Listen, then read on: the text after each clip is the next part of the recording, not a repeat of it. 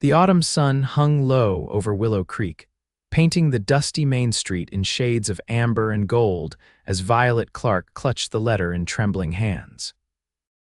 The words blurred before her eyes, but she'd read them so many times they were branded in her mind. Her fiancé Jonathan was dead, killed in a gambling dispute 2 towns over, leaving her alone in a place where she knew no one and owed everyone. The year was 1878, and the promise of a new life in Colorado territory had withered like prairie grass in August. Violet had traveled from Boston 3 months prior, answering Jonathan's letter proposing marriage after 6 months of correspondence.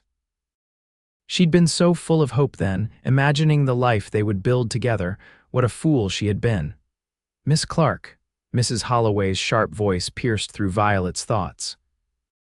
"I hate to trouble you at such a difficult time, but with Mr. Pearson's passing, there's the matter of the boarding house bill." Violet looked up at her landlady, a thin woman with pinched features who had been kind enough when Jonathan was alive and paying the bills. Now her eyes held calculation rather than sympathy. "I understand," Violet said softly. "I'll need to find work immediately." "Work?" Mrs. Holloway's eyebrows rose. "A refined lady like yourself, what skills do you possess that would be useful out here?" The question stung because Violet knew the answer was precious few. She could play piano, embroider handkerchiefs, and recite poetry, none of which mattered in a frontier town desperate for practical skills. "I can learn," Violet said with more conviction than she felt. "Mrs. Holloway's expression softened slightly. Perhaps the silver dollar might need help serving drinks, or, she hesitated, or what? Violet prompted. "There are plenty of unmarried men in these parts desperate for a wife. You're still young, reasonably pretty. You could post an advertisement." The suggestion felt like a slap. "You mean sell myself to the highest bidder?" "I mean secure your future," Mrs. Holloway corrected. "Marriage is often a practical arrangement out here, especially for women with limited options." Violet rose from her chair, dignity straightening her spine despite the hollowness in her stomach.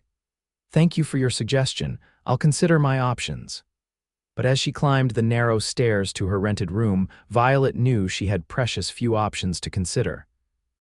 Her savings would last another week at most. The journey back to Boston was impossible without funds, and her family had made it clear they considered her decision to come west a foolish mistake they wouldn't help rectify. She sat at the small writing desk, pulled out a sheet of paper, and began to draft a notice seeking employment. She would try the general store, the school, even the laundry before she'd resort to serving drinks at the saloon. Marriage was out of the question. She'd already given her heart once to a man who'd left her with nothing but debts and bitter memories. The following morning, Violet walked down the main street of Willow Creek with her shoulders back and chin high, despite the whispers that followed her. Everyone knew Jonathan Pearson's mail-order bride had arrived only to find herself widowed before she was wed. The sympathy in their glances was tinged with curiosity and judgment. At the general store, Mr. Peterson listened to her request with kind eyes but shook his head. "I'm sorry, Miss Clarke. Business isn't what it used to be with the new store opening in Green Valley. I can barely keep my boy employed." The schoolteacher, Mrs. Winters, offered similar regrets. "We already have an assistant, dear, but if anything changes, I'll certainly keep you in mind." By midday, Violet's feet ached and her spirits sagged lower than the drooping brim of her bonnet. She had one more stop, the newspaper office, where she hoped to place an advertisement for work as a seamstress, though her sewing skills were mediocre at best. The Willow Creek Gazette occupied a narrow building wedged between the barber shop and the telegraph office. A bell tinkled as Violet entered, finding a cluttered space dominated by a massive printing press. The smell of ink and paper filled the air. "Be right with you," called a male voice from the back room. Violet waited, fidgeting with her gloves. When the man emerged, wiping ink-stained hands on a rag, she was struck by his height. Tall and broad-shouldered, with tawny hair and a strong jaw shadowed with stubble, he looked more like a rancher than a newspaperman. "Kyle Quinn," he introduced himself with a nod. "Editor, publisher, and printer of the Gazette. What can I do for you, Miss Clarke?" "Violet Clarke." She hesitated. "I'd like to place an advertisement." "Certainly." He reached for a pencil and paper. "What sort of advertisement?" "I'm seeking employment. As a seamstress or perhaps a housekeeper." His blue eyes studied her face, and Violet fought the urge to look away. She knew what he saw: a woman of 22 whose genteel upbringing had not prepared her for frontier life. "You're Jonathan Pearson's intended," he said, recognition dawning in his expression. "I was," Violet corrected, a flush warming her cheeks. "I arrived to find that Mr. Pearson had passed away." Quinn's expression softened. "My condolences, Miss Clarke. That's a hard welcome to Willow Creek." "Thank you." Violet straightened her shoulders. "About the advertisement, Miss Clarke, if you don't mind my asking, do you have experience as a seamstress or housekeeper?" The gentle skepticism in his tone made her defensive. "I'm willing to learn." Kyle ran a hand through his hair, leaving a smudge of ink near his temple. "I don't mean to pry, but jobs like those are scarce around here. Most folks make do with what they have or trade services." "I see." Disappointment settled in her chest like a stone. "What would you suggest, then, Mr. Quinn?" "Mrs. Holloway recommended I either serve drinks at the Silver Dollar or advertise for a husband." The words came out more bitterly than she intended, and she immediately regretted them. Quinn's eyebrows rose, but to his credit, he didn't seem shocked. "Well, I wouldn't recommend the Silver Dollar. Gus runs a rough establishment." He hesitated. "As for advertising for a husband, it's not uncommon out here, but it's not your only option, isn't it?" Violet challenged. Kyle set down his pencil and regarded her thoughtfully. "Actually, I might have a position for you right here, at the newspaper." Surprise replaced Violet's defensiveness. "But I don't know anything about printing." "You can read and write, I assume, of course. Can you spell?" "Quite well." "Then you're already more qualified than most in these parts." He gestured to a desk piled with papers. "I need someone to help organize subscriptions, proofread articles, and handle correspondence. The pay isn't much, but it's honest work." Violet stared at him, looking for signs of pity or ulterior motives, but found only straightforward assessment in his gaze. "Why would you offer me this?" she asked cautiously. Kyle shrugged. "Because I need help and you need work. Simple as that." "I've been meaning to hire an assistant for months, but finding someone literate in Willow Creek isn't as easy as you might think." It seemed too good to be true. "I've never worked in an office before." "Neither had I before I bought this paper 2 years ago." He smiled, revealing a small dimple in his right cheek. "We'll figure it out together. What do you say?" Hope fluttered in Violet's chest, but she tempered it with caution. "When would you want me to start?" "How about tomorrow morning, 9 o'clock? Violet calculated quickly. If she was frugal, the boarding house bill could wait until she received her first wages. "I accept. Thank you, Mr. Quinn." "Kyle," he corrected, extending his hand. "We don't stand on formality at the Gazette." His hand engulfed hers, warm and calloused despite his indoor profession. For the first time since arriving in Willow Creek, Violet felt a glimmer of possibility. "Until tomorrow, then," she said, withdrawing her hand and nodding politely before turning to leave. "Miss Clarke," Kyle called as she reached the door. "For what it's worth, I think you're making the right choice. A woman with your dignity deserves better than serving drinks or marrying out of desperation." The unexpected compliment warmed her cheeks. "Thank you. I hope I prove worthy of your confidence." As she stepped back onto the dusty street, Violet felt lighter than she had in weeks. She had a job, respectable work that would allow her to maintain her independence. Maybe Willow Creek wasn't finished with her after all. The next morning, Violet arrived at the Gazette office precisely at 9, wearing her most practical dress and with her auburn hair neatly pinned beneath a modest hat. She found Kyle already at work, sleeves rolled up as he inspected the printing press. "Good morning," she called over the mechanical clatter. Kyle looked up, surprise briefly crossing his features before he smiled. "Miss Clarke, right on time." "I believe punctuality is important in business," she replied, removing her gloves. "It is indeed." He wiped his hands on a rag and gestured to the desk he'd cleared for her. "Your domain awaits." For the next several hours, Kyle explained the workings of the newspaper, how articles were composed, typeset, and printed, how subscriptions were tracked, how advertising revenue kept them afloat. Violet absorbed it all, asking questions when necessary and taking notes in her neat handwriting. "You're a quick study," Kyle observed as they broke for lunch. Violet accepted the simple sandwich he offered from his own packed meal. "I've always enjoyed learning new things. My father believed girls should be educated, though my mother disagreed." "And what brought you out west, if you don't mind me asking?" She hesitated, weighing how much to share. "After my father died, remaining in Boston became difficult. When Jonathan began corresponding through a matrimonial agency, his letters painted a picture of opportunity and adventure." Kyle nodded, understanding in his eyes. "Many come west chasing dreams. And you, were you born here?" "No, I grew up in Pennsylvania. Came out after the war to make my fortune in silver." He smiled ruefully. "Found I had more talent with words than with a pickaxe. How did you come to own the newspaper?" "Won it in a poker game." At her startled look, he laughed. "I'm joking. I worked as a reporter in Denver for several years, saved every penny, and when I heard the previous owner was looking to sell, I took a chance." As they continued working through the afternoon, Violet found herself relaxing in Kyle's company. He was professional but kind, patient with her mistakes, and generous with his knowledge. By closing time, her head was spinning with new information, but she felt a satisfaction she hadn't experienced in a long time.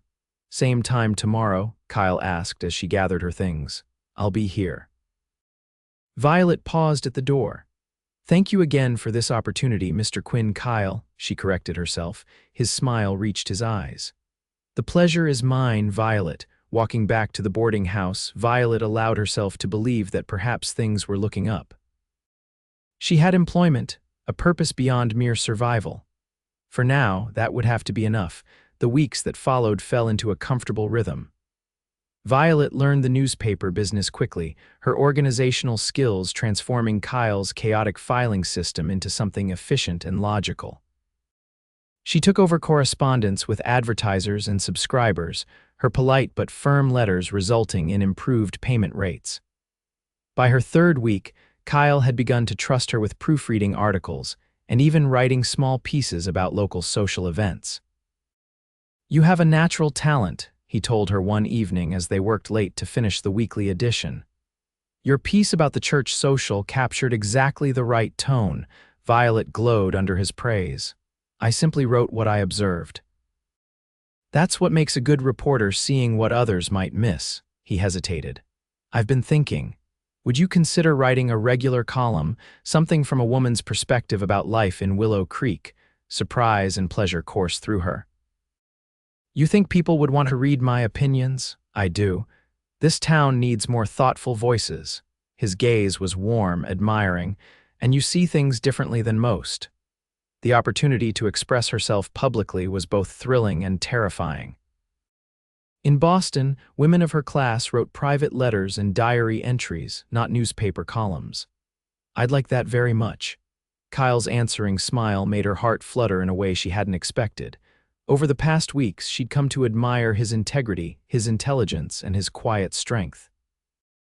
He treated her with respect but not distance, as a colleague but also, increasingly, as a friend. It was dangerous territory. Violet had vowed not to let her heart rule her head again, not after Jonathan.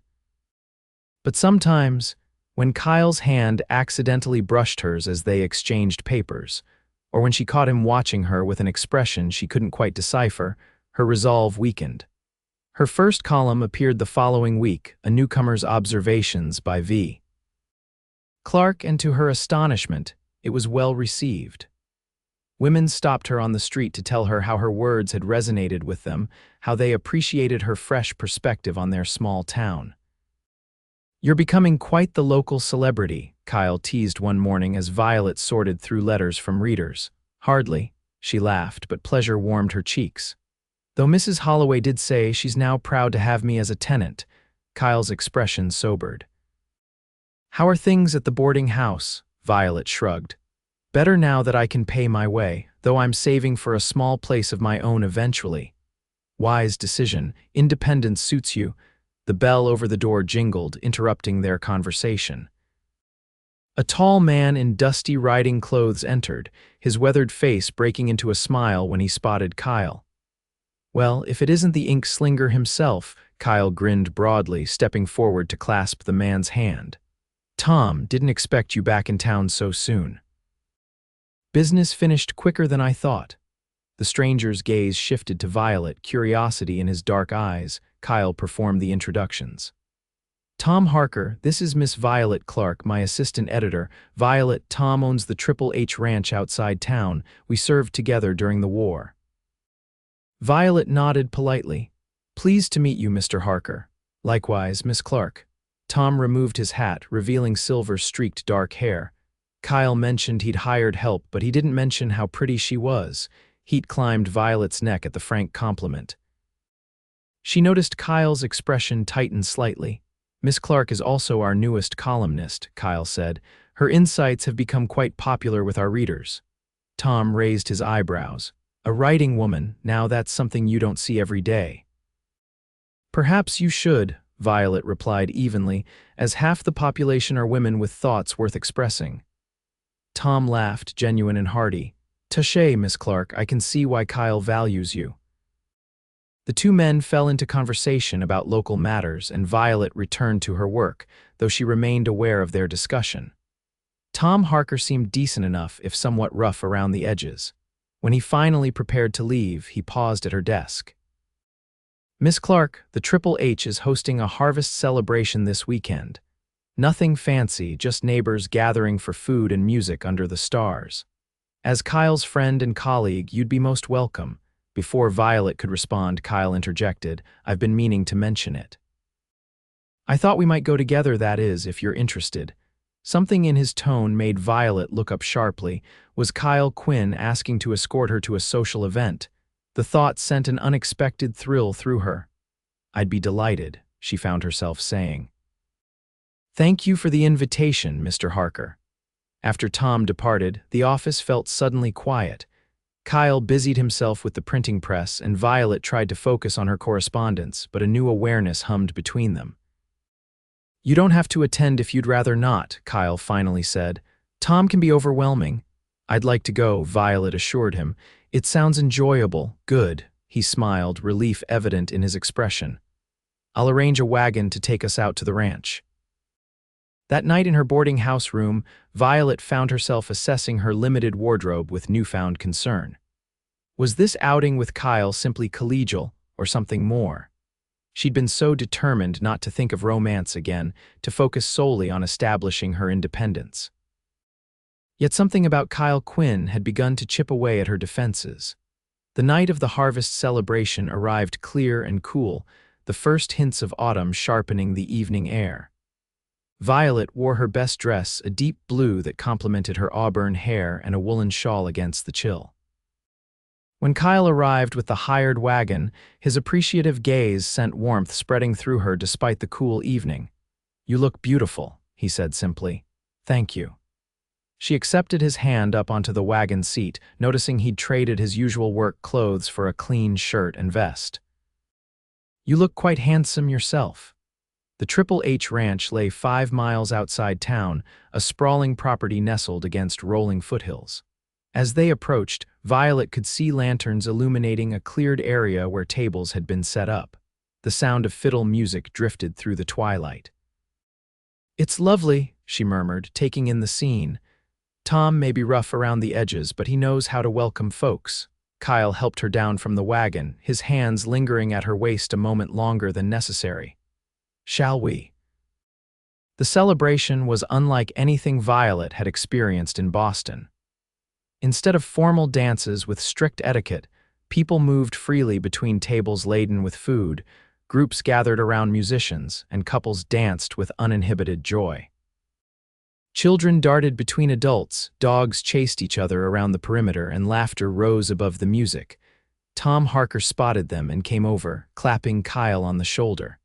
About time you showed up, and Miss Clarke, you brighten our humble gathering. He bowed with exaggerated formality that made Violet laugh. Your ranch is beautiful, Mr. Harker. Been in my family 15 years now, not as established as some, but we're making our mark. Pride colored his voice. Now, can I tempt you both with some of Mrs. Rodriguez's famous peach pie? They followed him to the food tables, where Violet met a dizzying array of neighbors, ranchers, farmers, shopkeepers, all curious about the writing lady from the Gazette. To her surprise, people knew her column and praised it enthusiastically. Your piece about the need for a proper school building said exactly what we've all been thinking, one farmer's wife told her earnestly. And that article arguing for a ladies' literary society was inspired, added another woman. We're meeting next Tuesday if you'd care to join us. Violet glowed under their acceptance, feeling for the first time truly part of the community. When Kyle asked her to dance as the fiddle struck up a lively tune, she accepted without hesitation, though she warned him of her limited experience with country dances. Just follow my lead, he said, taking her hand. It's simpler than it looks, and it was with Kyle as her partner. His strong hands guided her through the steps, his eyes never leaving hers as they circled with the other dancers. Violet found herself laughing freely as they twirled and stepped in time to the music, her usual reserve melting away in the joy of movement. As the evening progressed, they took a break from dancing to cool off, walking toward the edge of the gathering where the night air offered relief from the heat of exertion. Are you enjoying yourself? Kyle asked as they strolled past the edge of lantern light. Very much, Violet admitted. Everyone has been so kind. People respect you. Your writing has touched them. The sincerity in his voice warmed her. It means a great deal to hear that. For so long, I felt I had nothing valuable to offer. Kyle stopped walking, turning to face her in the moonlight. Whoever gave you that impression was wrong. You're one of the most capable, insightful people I've ever met. The intensity in his gaze made her breath catch. Kyle, I know it hasn't been long since you arrived in Willow Creek, he continued, his voice low. And you came here expecting a different life entirely, but I find myself thinking about you constantly, not just as my assistant or colleague, but as... He trailed off, uncertainty crossing his features for the first time since she'd met him. As what? Violet prompted softly. As someone I care for, deeply. He took a breath. I know you may not be ready to hear this, and I'll respect whatever boundaries you need, but I couldn't let another day pass without telling you how much you've come to mean to me. Emotion swelled in Violet's chest, hope mingled with fear, desire tempered by caution. I care for you too, she admitted, but I'm afraid. Of what? Of making another mistake, of trusting too easily. She looked down. Jonathan wasn't who I thought he was. When I arrived here, I discovered he'd been in debt to half the town, that he'd gambled away money I'd sent him for our home. The man I thought I knew from his letters was a fiction. Kyle's expression softened with understanding. He reached for her hand, holding it gently. I'm not Jonathan. I don't want to rush you, and I certainly don't want to take advantage of your situation. I just want you to know that whenever, if ever you're ready to consider a future that includes me, I'll be here. The music from the celebration seemed far away now, the two of them wrapped in a private moment under the vast Colorado sky. Violet looked into Kyle's eyes and saw nothing but honesty there. Something tight in her chest began to loosen. Thank you for understanding, she whispered. He smiled, lifting her hand to place a gentle kiss on her knuckles. Now, shall we return to the dancing? I believe I promised Tom I'd introduce you to Mrs. Rodriguez's famous peach pie. As they walked back toward the lights and music, Violet's hand remained in Kyle's. It was a small step, but a significant one. The following weeks brought a new dimension to their working relationship. Though Kyle was careful not to pressure Violet, small gestures revealed his affection, fresh flowers on her desk, walking her home in the evenings, seeking her opinion on matters beyond her official duties. For her part, Violet found herself looking forward to each day at the Gazette, not just for the work she had come to love, but for Kyle's company. Her column grew in popularity, addressing issues from women's education to the need for a town library. Kyle encouraged her to take on more substantial articles, trusting her judgment and supporting her growing confidence as a writer. It was during this period of professional growth and personal possibility that disaster struck. Violet arrived at the office one morning to find Kyle in an intense discussion with Mr. Peterson from the general store and Sheriff Miller. "What's happened?" she asked, setting down her bag. The men turned, and Violet immediately read concern in Kyle's expression. "There's been a fire at the Silver Dollar," he explained. "Started in the early hours. The saloon is destroyed and the flames spread to 3 adjacent buildings." "Was anyone hurt?" Violet asked, alarmed. Sheriff Miller shook his head. "Thankfully, no.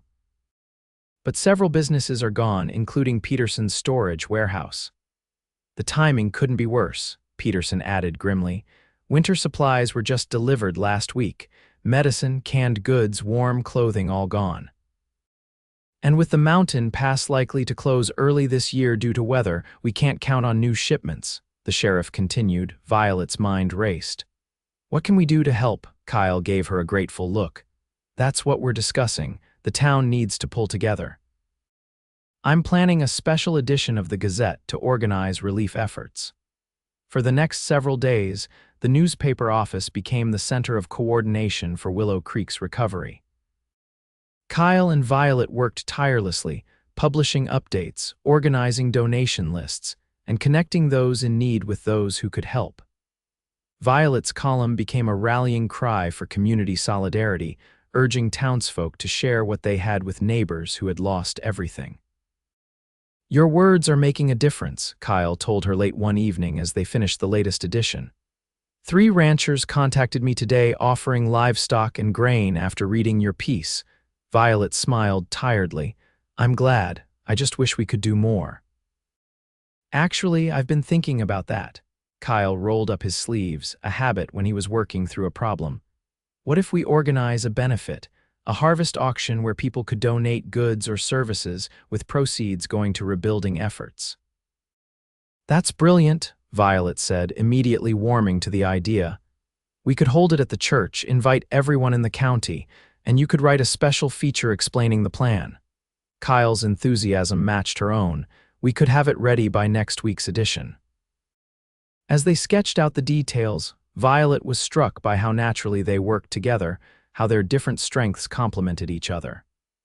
Kyle's bold vision paired with her attention to detail, his community connections with her persuasive writing. The harvest benefit auction exceeded all expectations. The church hall overflowed with townspeople and ranchers from miles around, all bringing items to donate handcrafted furniture, preserved foods, offers of labor, even livestock. Violet had worked with a committee of women to decorate the space with autumn foliage and arrange the display of auction items, while Kyle served as the master of ceremonies. Next up for bid is 12 jars of Mrs. Holloway's prize-winning blackberry preserves, Kyle announced from the makeshift stage. "Who'll start the bidding at $2? Violet watched from the side of the hall, smiling as the crowd enthusiastically raised their paddles. Mrs. Holloway's preserves eventually sold for the princely sum of $6 to Dr. Harrison, whose sweet tooth was well known in Willow Creek. "You've done an amazing job organizing this," a voice said beside her.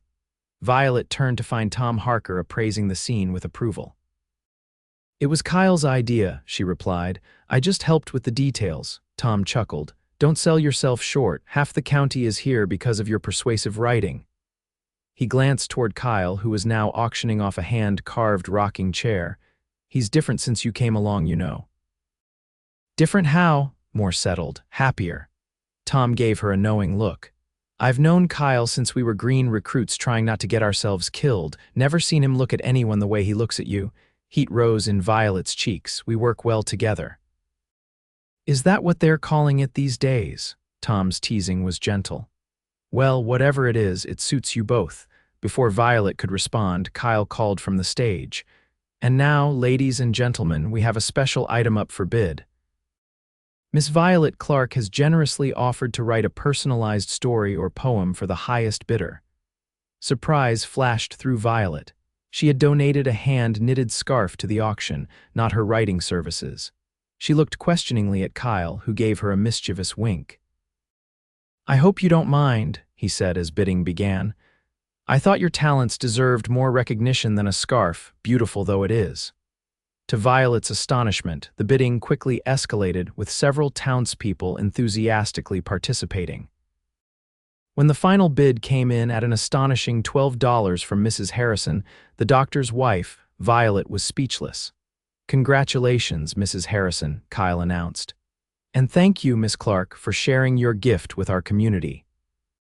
The auction continued, but Violet's thoughts remained on Kyle's gesture.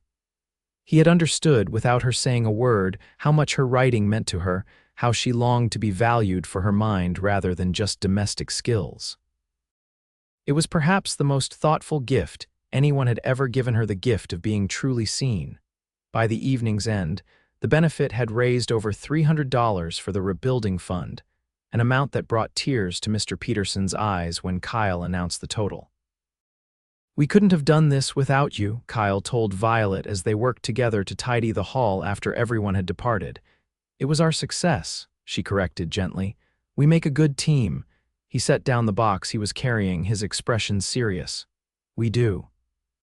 In fact, I can't imagine the Gazette without you now." "Nor I," Violet admitted. "These past months have been the most fulfilling of my life despite the challenges." Kyle took a step closer. "Violet, there's something I've been wanting to ask you." The intensity in his eyes made her heart quicken. "Yes." Before he could continue, the church door burst open and Sheriff Miller strode in, his expression grim. "Kyle, Violet, there you are. I need your help. A telegram just arrived from Denver. There's a scarlet fever outbreak heading this way. 3 towns already affected." The question Kyle had been about to ask remained unspoken as they immediately shifted their focus to this new crisis. Within hours, they had prepared a special bulletin warning the town and providing information about symptoms and prevention. For the next several weeks, Willow Creek held its collective breath, waiting to see if the outbreak would reach them. Kyle and Violet worked closely with Dr. Harrison to distribute accurate information and counter rumors and panic. When the first cases appeared in town, they helped organize a makeshift quarantine facility in the old schoolhouse. "You should stay away from the quarantine area," Kyle told Violet one morning as they prepared another bulletin about the outbreak. "It's too dangerous. I'm going to interview Dr. Harrison about what families need," Violet replied firmly. "People are more likely to help if they understand the specifics. At least let me come with you. You're needed here to get the bulletin printed. Besides," she added with a gentle smile, "I'm quite capable of conducting an interview on my own." Kyle's worry was evident, but he nodded. "Just promise me you'll be careful. Keep your distance from the patients." "I promise." At the quarantine facility, Violet spoke with Dr. Harrison from a safe distance, taking notes as he described the situation and specific needs. She was preparing to leave when she heard a child crying.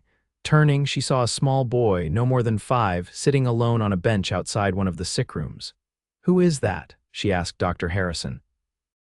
"Samuel Turner. His mother's inside with fever, no other family in town." The boy's forlorn expression tugged at Violet's heart. Keeping a safe distance as promised, she approached him. "Hello, Samuel. My name is Violet." The child looked up with tear-stained cheeks. "Is my mama going to die?" The directness of the question stunned Violet. She glanced at Dr. Harrison, who gave a slight shake of his head. The mother's condition was serious. "Dr. Harrison is doing everything he can to help her," Violet said gently. "Are you hungry? Can I bring you anything?" Samuel shook his head, then hesitated. "My bear, I left him at home." "Your bear?" "My toy bear. Mama made him for me. He keeps the bad dreams away." Violet felt her resolve crumble. "Where do you live, Samuel? I'll get your bear for you." Despite her promise to Kyle, Violet found herself entering the Turner home an hour later after getting directions from Dr. Harrison. It was a small cabin on the edge of town, clean but sparse. She found the stuffed bear on the child's bed and was preparing to leave when dizziness suddenly swept over her. Steadying herself against the doorframe, Violet took a deep breath. Just fatigue, she told herself. She'd been working long hours with little rest. After delivering the toy to a grateful Samuel, she returned to the Gazette office, where Kyle's relief at seeing her was palpable. I was getting worried, he admitted, just stopping by the Turner home to fetch something for their little boy. Violet sat at her desk, fighting another wave of dizziness. Have we finished the bulletin? Kyle frowned, studying her face. Are you feeling all right? You look pale. Just tired, she assured him. There's still so much to do. But by evening, Violet could no longer deny that something was wrong. Her head pounded, her skin felt hot to the touch, and swallowing had become painful. When Kyle insisted on walking her home, she lacked the strength to argue. I think you should see Doctor Harrison, Kyle said as they slowly made their way to the boarding house. Tomorrow, Violet promised, though dread was settling in her stomach. She recognized the symptoms, the same ones they had been warning the town about for weeks. She never made it to tomorrow. That night, her fever spiked dramatically, and Mrs. Holloway sent for the doctor. By morning, Violet had been moved to the quarantine facility, diagnosed with scarlet fever. The following days passed in a blur of fever and pain. Violet drifted in and out of consciousness, sometimes aware of cool cloths on her forehead, sometimes hearing distant voices discussing her condition. In her more lucid moments, she worried about Kyle. Had she exposed him to the illness? Was he safe? On the third day, when her fever broke briefly, she opened her eyes to find him sitting beside her bed, his face haggard with worry. Kyle, she whispered, her throat raw, you shouldn't be here, it's dangerous. I had scarlet fever as a child, he replied, taking her hand. Doctor Harrison says I'm not at risk of catching it again. Thank God you're awake, you had us all terrified.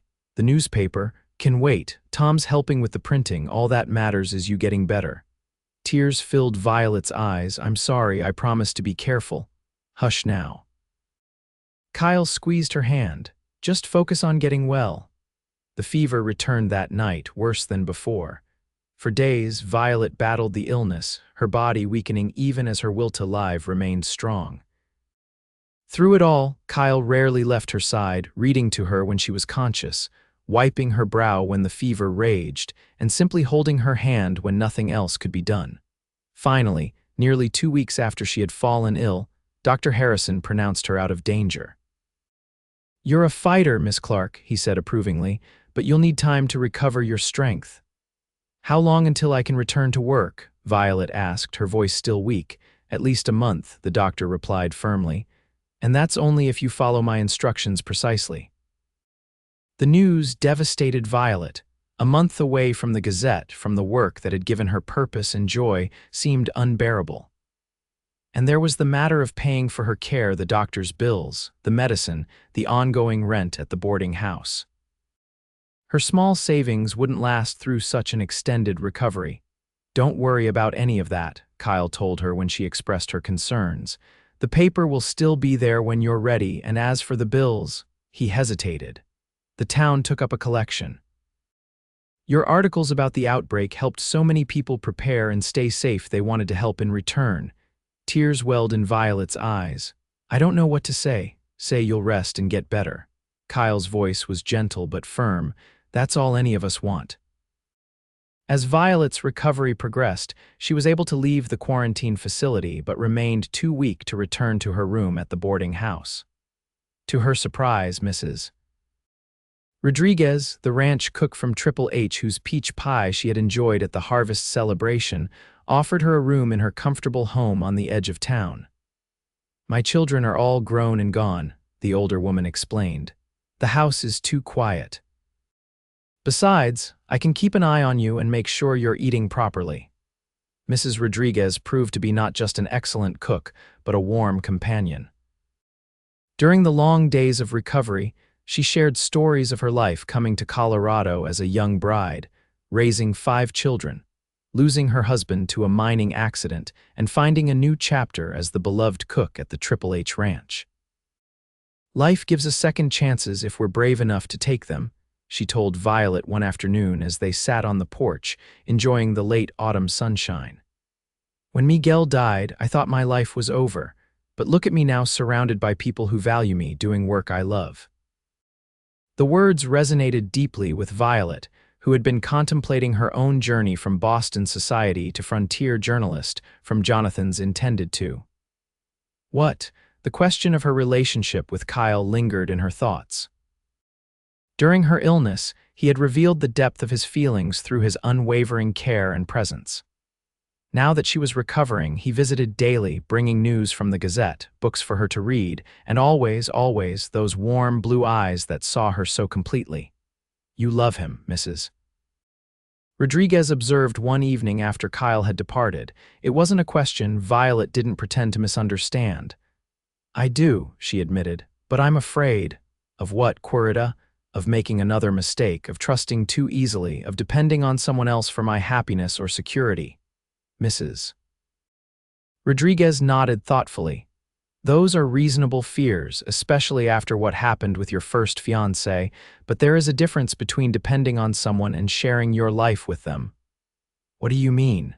You have built your own strength, your own place in this town." "You don't need Kyle Quinn to survive or succeed, you've proven that. But perhaps life is sweeter when shared with someone who respects that strength, who walks beside you rather than expecting you to follow behind." That night, Violet lay awake thinking about Mrs. Rodriguez's words.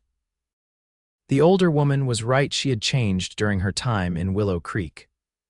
The frightened, uncertain young woman who had arrived with little but hope had become someone stronger, someone with purpose and community.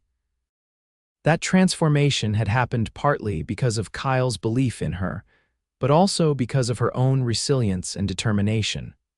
By early December, Violet had recovered enough to consider returning to the boarding house, though Dr. Harrison still insisted she work only limited hours at the Gazette. On the day of her planned move, she was packing her few belongings when a knock came at Mrs. Rodriguez's door. Kyle stood on the porch, looking uncharacteristically nervous. "Do you have a moment to talk?" he asked. "Of course." Violet followed him outside, wrapping her shawl against the winter chill. They walked slowly through Mrs. Rodriguez's garden, dormant now with winter's approach. Kyle seemed to be gathering his thoughts, his breath visible in the cold air. "I've been thinking," he finally began, "about what I almost asked you the night of the benefit auction before we learned about the fever outbreak." Violet's heart quickened. "I've wondered about that." Kyle stopped walking, turning to face her. "When you fell ill, I realized how quickly life can change, how precious time is." He took her hands in his. "Violet, these past months working with you, knowing you, they've been the happiest of my life. You've become essential to me not just at the Gazette, but in every part of my day." Emotion tightened Violet's throat. "You've become essential to me too." "I had a whole speech planned about building a future together, about partnership and shared dreams." He smiled ruefully. "But after nearly losing you, all I really want to say is that I love you, completely. And I would be honored if you would consider becoming my wife." Joy bloomed in Violet's chest, bright and warm against the December cold, but with it came a flash of old fear. "Kyle, there's something you should know before you make such an offer. Whatever it is, it doesn't change how I feel." "Please," she squeezed his hands. "I need to say this. When I came to Willow Creek, I wasn't just Jonathan's intended. There had been intimacies before I traveled west." The admission cost her, but she forced herself to continue. "If that matters to you, I understand." "No man wants a used bride." For a moment, Kyle looked stunned, not at her confession, but at her assumption. Then his expression softened to one of such tenderness that Violet felt tears spring to her eyes. "Then I'm no man," he said quietly, cupping her cheek with his hand. "I'm yours, only yours. Your past doesn't change who you are to me, the strongest, most brilliant woman I've ever known. The woman I want to share my life with, if you'll have me." Relief and love washed through Violet in equal measure. "Yes," she whispered. "Yes, I'll have you. I love you, Kyle Quinn." He gathered her into his arms, his kiss as gentle as his words had been, but with a current of joy that matched her own. As they stood together in the winter garden, Violet knew she had found not just a second chance, but the right chance, a love built on respect, partnership, and the freedom to be exactly who she was. They were married 2 weeks later in the same church where the benefit auction had been held, with Mrs. Rodriguez as Violet's matron of honor and Tom Harker standing up for Kyle. The entire town turned out for the celebration, the community that had become Violet's family gathering to wish them well. After the ceremony, as snow began to fall gently outside the church windows, Kyle led his bride through the traditional first dance, his eyes never leaving hers. Happy? He asked softly. Beyond words, Violet replied. Though I suppose as a writer I should be able to find some, he laughed, spinning her gently. You'll have a lifetime to find them, we both will. Later that night, in the small house Kyle had purchased for them near the Gazette office, Violet stood by the window watching snowflakes drift in the darkness. Kyle came up behind her, wrapping his arms around her waist and resting his chin on her shoulder. What are you thinking? He asked. About journeys, she replied, leaning back against him. When I left Boston, I thought I was traveling toward a specific future. I never imagined where I would actually end up. Disappointed, she turned in his arms, reaching up to trace his beloved face. The opposite. I found something better than what I was seeking, a place where I belong, work that matters, and a love I never dared hope for. As spring arrived in Willow Creek, the town continued to rebuild after the fire and recover from the fever outbreak. Violet resumed her full duties at the Gazette, her column now expanded to a full page. She and Kyle worked side by side as equal partners, their different perspectives strengthening the newspaper's voice in the community. In June, when wildflowers painted the foothills in vibrant colors, Violet received a letter from Boston, her mother, writing for the first time since Violet had left. The letter was stiff with disapproval of Violet's hasty remarriage and unsuitable profession, but it ended with a reluctant request for reconciliation. Will you write back? Kyle asked that evening as they sat on the porch of their home, watching the sunset paint the western sky. I will, Violet decided.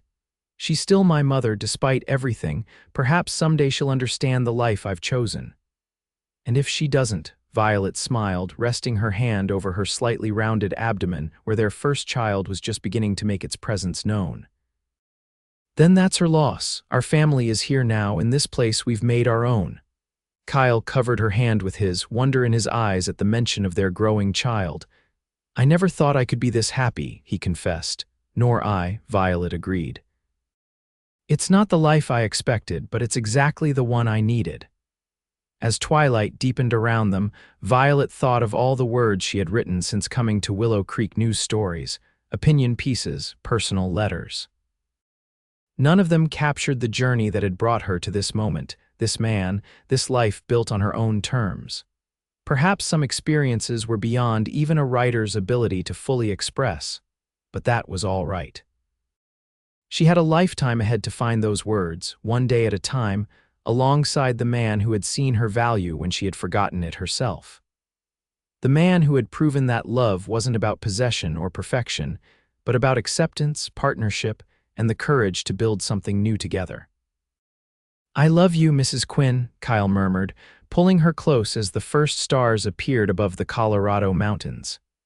And I love you, Violet replied, knowing with absolute certainty that she was exactly where she was meant to be.